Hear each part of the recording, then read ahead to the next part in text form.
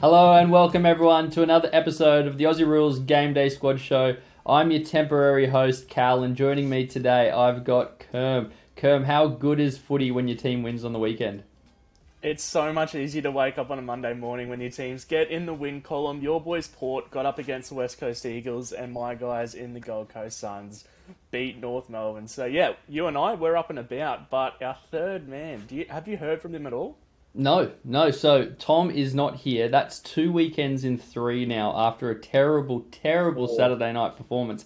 He is not showing up for work on a Monday morning, but we'll let it slide. We'll see if he sends us a message throughout the show, but if not, hopefully we get him back on the live show on Thursday night to explain himself. But Kerm, you're right. It is Monday morning, and we still have a couple of games for this round to go, but that's not going to stop us. We're going to go through our usual stuff here, and we're going to start by actually talking about how our teams are going so far. So tonight, of course, we've got that Melbourne-Richmond game, and then the big one at the G tomorrow. Did you want to start things off? How are your boys looking so far? Yeah, such a strange week so far, and obviously the round isn't over yet, but it's not looking too good for my guys. I've made some bad decisions, the biggest one being I brought Jack Steele in. Now, I've got a 1.4 diamond card of his. He scored 91 base score for 127 with that multiplier. And for someone of Jack Steele's pedigree, I would have liked a little bit more, but maybe that's on me for bringing him in a little bit too early off his injury. So it's such a weird game. Carlton dominated from a fantasy standpoint, but St Kilda still came away with the win. So yeah, I think I checked it about 3/4 time because I was out and about, so I didn't get to watch the game. But I was checking the scores, and the top 6 scorers in fantasy were all Carlton. So to think they were down by 3 goals, I think at that stage, or maybe just early in the fourth, was a bit shocking. But I actually thought Steele was injured again. When I saw his score, I went, "What's happening?" So did I. Because I made the mistake of playing him as well, and I think because we looked at Sammy Walsh last week and went, well, he slotted straight back in. Jack Steele, a bit more of a season's vet, he'd probably do the same. But yeah, you're not the only one that's probably hurt yourself by doing that. But how the rest of your team going? Where's your rank sitting at the moment? I'm sitting 23rd going into these final 2 games, so not the end of the world. I've still got the likes of Nick Dacos, Mason Redmond, Darcy Parish still to play, so it's not the end of the world. Hopefully I can creep into that top 10 come the end of the round, but I really got to sort out and iron out these mistakes that I'm making because I am my own worst enemy at the moment. But that's enough about my team. How's your team looking so far? The Peanut Butters are doing okay. So we're sitting 47th for the round at the moment, but I have shot up the seasonal ranks. But I've still got a handful of players to play today and tomorrow. So I've got my Gold Dacos, I've got my Redmond still to play, Petraka's going to play for me tonight, and I believe I've got one more, Timmy Taranto up forward. So I've still got some big names there to hopefully push me into that top 10 and top 20 for prizes. But yeah, a bit of a mixed bag. Like, I played Steele as well, so that hurt in my midfield. I also played Took, so I'm not sure if you're ready to talk about that yet this morning. I don't know. It's been confirmed what he has done. Fingers crossed for him, he's all right. But on the flip side, I had some big scores. So Cornelio on Saturday afternoon was really good for the Giants. And Connor Rosie, my boy, I just loved watching him play against the Eagles. So, yeah, I still think I'm in a good position where I can make that top 20 this week. So, yeah, a bit of a mixed bag. We'll see how things all shuffle out. We obviously don't have Tom's team, but we do know he took a big gamble on the live show. And he said he was going to play Tim Kelly. And I know Tim Kelly had a bit of a day out against Port. So, yeah, keen to see what his team actually looks like. Because, I don't really care where I finish as long as I finish ahead of Tom. It's a weird dynamic on the show, but yeah, I'm keen to see where he finishes on Tuesday night because that'll be very interesting. Alrighty, now moving on to the next part of our show. But before we do that, I want to give the Discord that we've got here at GameDay Squad a bit of a plug, Kerm, because as you know, you're in it, and it is the best place to go to chat with coaches about strategy, talk to people about how their teams are going, what you should be doing. So if you love your fantasy footy, which you obviously do if you're here listening to us dribble about it, make sure you do jump onto the Discord. The description of the how to enter should be in the description below, because one of the things we do is our pack of the week competition. So I believe this week you asked the Discord to show us a Kerm special pack, and you just said you wanted it to be a pack that you like. So I'm very keen to see which one you've actually chosen this week, because there are a few good ones. Yeah, so it's very easy to submit a pack for this. As you said, just jump on the Discord. We like to bring the community into the show. So get as many packs as you can in the pack openings channel on the AFL channels. And you have every chance of getting the pack of the week. And for that, you'll win a pack yourself. So for this week, I've gone with Yarra Rangers, who packed this amazing, it looks like a unique 9-pack. And it's got a Diamond Jack Sinclair and a Diamond Harry Sheezel in the same pack. Now, say what you want about Harry Sheezel after round 6. The Aaron Hall killer, you just don't know at the moment what Harry Sheezel is going to be. But one thing we know for sure is he is supremely talented. And to get any card of Harry Sheezel's at the moment is, I mean, do your own research. And, this isn't advice, but he's an absolute goldmine at the moment because everybody wants a piece of Harry Sheezel. So Yarra Rangers has himself a diamond card now. We'll see what happens with him over the next couple of weeks and his scoring with Aaron Hall introduced, but that is an amazing card that I would love myself. So Yarra Rangers is our winner of Pack of the Week. We'll be in touch with his free pack. And yeah, if you want to get involved, submit your packs on Discord, and you never know, you might just get yourself a winner. How good is that? And that Sheezel cut right in the middle too. And for reference, I've still been on the hunt for a silver Sheezel for 3-4 weeks now, and I haven't been able to see one outside of less than $50. I know Hef stole one in an auction, but outside of that, the prices of them are insane at the moment. I believe he's also our most requested card on the transfer market, but keep an eye on our Aussie Rules GameDay Squad Instagram page. We started that last year, but we're going to get that up and running again. It's going to be specific for Aussie Rules content. You're not going to see any of the rugby league stuff on that. So if you are following us on Instagram, jump on and make sure you're following that page as well. And if you're not following either of them, make sure you jump on and follow because it is a great place to keep up to date with everything that's happening. But yeah, congratulations there, Yarra Rangers, on that one. Now, Kerm, we are going to go straight to the hot seat. This is Tom's favourite segment because he's normally fired up on a Monday to tell us who he's going to throw on the hot seat. So you need to do your best Tom impersonation this morning and get angry at someone in your team. Who are you going to fire up? It might come across harsh because he's averaging 105 GDS points per game at the moment at a base score.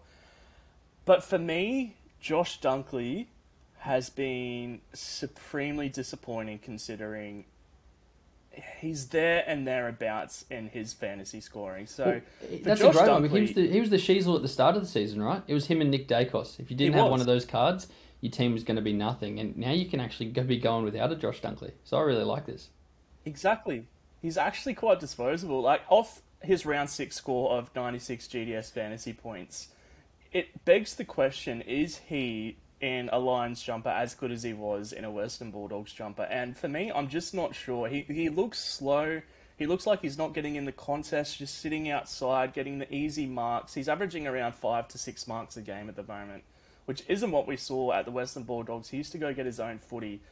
So it looks like his role and game style has changed slightly to match the Brisbane Lions game style himself. So I don't want to drop him because he is Josh Dunkley and we know how good he is at scoring for fantasy footy. But if you were to drop him, I would not be mad at it. And with some other players coming into the fray, like Zach Butters is starting to play, your boy, he's starting to play some really good footy up forward he's playing in the midfield, but for GDS, he's a forward for Port Adelaide. So if you were to make that straight swap, I would not be mad at it at all. So Josh Dunkley for me is definitely on the hot seat. I'm going to have a hard think about whether I actually want to go ahead and play him this week because for me, that average of 105 coming off a 96 score in round 6, I'm not sure he's a must-start going forward, and that really hurts me to say. What are your thoughts on him? I really like it. I was just having a look because he's in my team at the moment. So Rosie, Coniglio, and Taranto. I'm never going to be able to say Coniglio's name right. But those three boys are all averaging at least 15 points more than him this season. So it's very, very fair. And he's kind of around that Butters mark, which you just alluded to. So there is only one. I'm about to throw another forward into the hot seat. And I've just checked. And this average of this player is only slightly ahead of Josh Dunkley. And if you would have said that at the start of the year, you would have been shocked. So, yeah, I'll get into that in a moment. But very, very fair. Yeah, Yeah, and with there's so many forwards now that are sort of on the edge of doing some really good stuff. Like Josh Rochelle has had 3 scores over 100 plus GDS fantasy points in a row now. And if you want to point a difference player who has the ability to score more than Josh Dunkley on a more frequent basis, and maybe even has a higher floor at the moment, considering the way that Josh Dunkley's playing at the moment, Josh Rochelle or someone of the likes of him could be someone who might be a smarter play, because it's going to be hard for a lot of coaches to drop Josh Dunkley going into these next few weeks. Yeah, to be a brave man that does it, or woman that does it. But yeah, wow. There's definitely some people. Jeremy Cameron, for example, is another one that's well above him as well. But yep. Kerm, I will give you mine. Like I said, another forward, and that man is Tom's boy Dylan Moore, who finds himself on the hot seat for me this week. So he actually scored less than Josh Dunkley on the weekend, but he had a red-hot start to the year. So his first 3 games were fire, but his last 3 haven't been good. So to give you his averages, first 3 weeks was 125, so that's right up there with Rosie, Canelio, and Taranto. His last 3 have been coming in at 85, so a massive, massive drop-off. So he's playing the Dogs this week. He's playing the Dogs, and I'm putting him on the hot seat at training. I don't know if he survives. I didn't play Jeremy Cameron. I brought in Butters instead. I thought Butters was going to have a huge game against West Coast, and I thought Sydney were going to put up more of a fight. So I took the gamble and didn't play Cameron, and that one's going to hurt me. But it's looking like the Dylan Moore swap for Jeremy Cameron is the thing that's going to happen. So putting him on the hot seat, but it's looking like a done deal that he's out of my team by Friday night. I don't mind that at all. Dylan Moore is such a weird play where he is relatively boom or bust, and he isn't. I thought with Will Day out, he was going to get those CBAs and that run through the midfield, and it just hasn't eventuated for Dylan Moore off the back of those bad scores as you were talking about. But he does have the ability to go 150 plus, so you're damned if you do, damned if you don't with him. And for me, that boom or bust nature of his scoring means that he is disposable, as you said, for the likes of Jeremy Cameron. Taylor Walker's playing really good footy. Josh Rochelle, as Taylor Walker will not be finding his way into my team. I don't care if he was on track for 100 goals. Taylor Walker's not going near my team. So fair enough. But no, Dylan Moore definitely should be on the chopping block for a lot of people. Yeah, well, I'm keen to see what people do as we head towards the Friday night game. We are going to move on to buy, sell, hold. Now, this week I've been charged with preparing this one for you, and I can promise you there is no Treloar. No Treloar. Tom had this love affair with Treloar. I think he was in 3 of the 6 weeks. But my theme for this week for you is 3 players, all who had a really, really good week. Now, bringing it up on screen here, I've got them all in different rarities, but think of them all as the same, right? Don't take rarities into account. But I want you to put on your Game Day Squad hat, which you've got, and it's looking great on you there. And I want you to think about the Dynasty platform that we are. Who are you taking? Buying, selling, whole. Caleb Sarong, who's 22 and averaging 129 points this season. The Bont, who's 27 and averaging 123. And Jai Newcomb, who's only 21 but averaging 110. Go. Oh, God, this is tough, especially off the back of the week that Bontempelli had. I think for Bont, he's going to be a player who, as his career goes on, he's 27 now, as you said, he's going to be spending less time in the midfield, more time up forward. That's the way that his game style and career seems to be heading. And Bevo's always sort of dipped the toe in the water of putting Bont as like a prolonged forward in games, but he's just been so dominant as a midfielder. And this year is actually a lot more consistent than he has been in past fantasy seasons. He hasn't dropped below 100 GDS fantasy points so far this season, so that is a welcome sign for Marcus Bontempelli player card owners out there. But in saying that, I will be selling him, and as he said, putting your GDS cap on, we are a Dynasty Fantasy Sports platform, and at 27 years old and with a role that has potential to be volatile, I will be selling him for the likes of some younger guys who should be midfielders for a long time to come. And in saying that, Jai Newcomb and Caleb Sarong, I mean, there's not a wrong answer here. I think you could probably flip a coin and you'll be right either way. but you cannot ignore the form that Caleb Sarong is in at the moment. He is absolutely insane. Playing better footy at the moment, it has to be said, than his teammate Andrew Brayshaw, who we would consider probably the best dynasty prospect in the game. So for me, I'll be buying Caleb Sarong and then holding John Newcomb, he looks like an absolute gun. And if he can nail down, I mean, it was scary when Sam Mitchell came out and said he was playing good as a forward and he was a good forward target for them inside 50, but you can't deny his inside work as a midfielder is incredible. So for me, that is buying Caleb Sarong, holding John Newcomb, and selling Marcus Bontempelli. So yeah, it's a bit of a dodgy one, but yeah. Where did you land on that, just out of interest? I didn't really think about it, to be honest. I just put it together. I wanted to try and stump you. I thought Bontempelli, I purposely put him as a bit of an older one to try and really make you think. I wanted to see if you'd still put the hold on him and then sort of force you to pick between the two young guns. It's probably what I do. I'd probably go buy Sarong, hold Bontempelli, and then sell Newcomb, as much as I love Newcomb, just because I still think we're going to get elite production from Bont for the next couple of years. So it is easy in a dynasty platform or in a keeper league to be thinking about how a player is going to be looking like for the next 5-10 years. We love it. That's why we've got Game Day Squad. But it's also really important to actually think about who's going to help you win now. And I think of those three players, Bontempelli is probably the safest one, because you just never know with Sarong.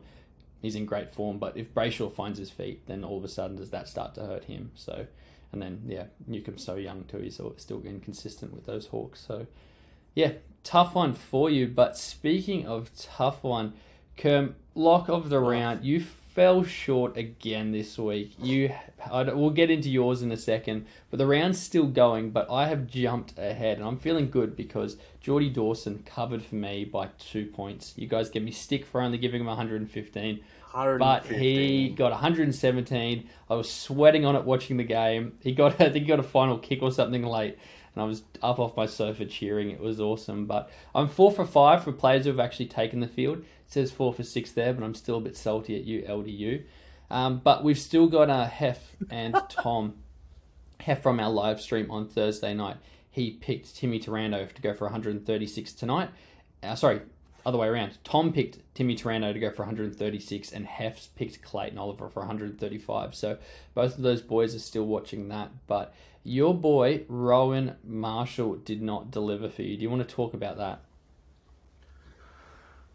Not really, but I suppose I have to.